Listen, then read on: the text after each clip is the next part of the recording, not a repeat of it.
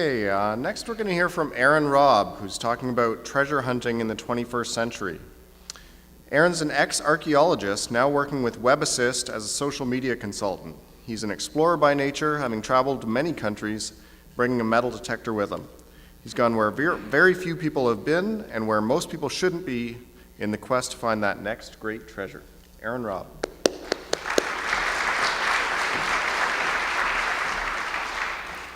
Hi, my name is Robb. A little background on myself. Like I said, I worked for an archaeology company here in town for about 3 years, digging up stuff around the area. I'm also an avid traveler, a treasure hunter, explorer. I'm well known for some of my friends for getting my upper body stuck in a tomb in Ireland. Like that, I had to be pulled out by my legs. And I didn't find any gold in there, I'm sorry.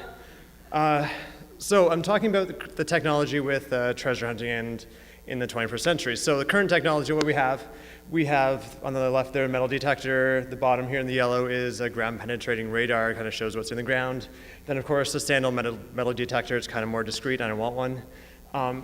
The future, what's happening is that you can actually see into the ground with your eyes. So you have a special metal detector, you hook it up to some glasses, you can actually see what's in the ground, not X-ray, but actually see shapes and metals. So Google Earth, it's one of the coolest inventions I think out there, and it's really good for what's called an armchair archaeologist, the people who like exploring but don't like leaving their house. So on Google Earth, what's really cool is that recently in Australia, an Australian who was on Google Earth found tombs in Saudi Arabia without actually being ever in the country. What he did is called a friend there and had him actually go on foot to see the area.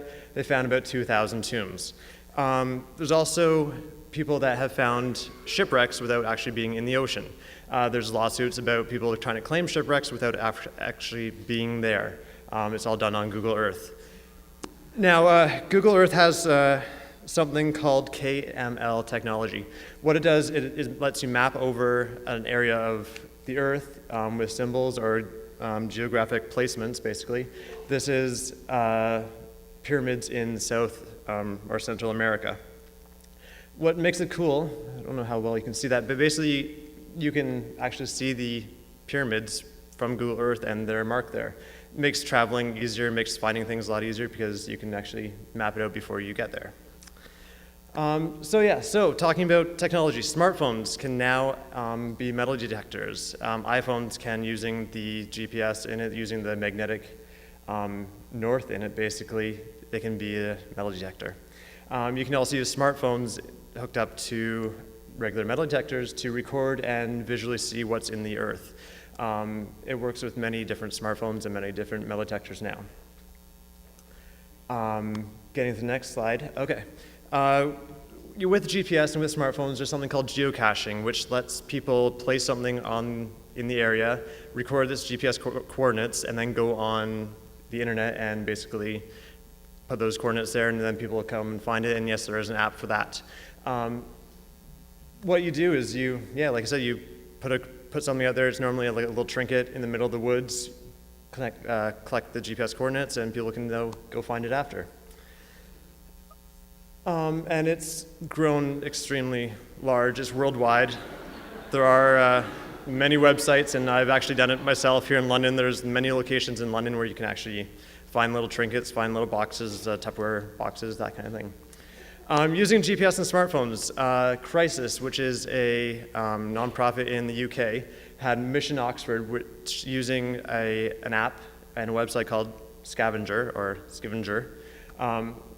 What they did is they put around the county, they put little markers where people would eventually, you get donations and you go try to do a little treasure hunt around the area. Worked out, they raised a lot of money, but it's getting big and I'm hoping to see it here. So other technology advancements, obviously there's remote controlled metal detectors. The guy on the top actually created that to find mines in Middle East so that people wouldn't actually have to go there and use a metal detector that you can remote control it. This is a forum. Using online stuff, forums are getting, have been big and are getting a lot bigger for trading secrets, for trading treasure hunting things. Same with Facebook. People can now share what they find. I've been on there before just to kind of share pieces of metal that I find, and normally they're nothing. But it's growing, and of course social media is helping that along. And that's all I have.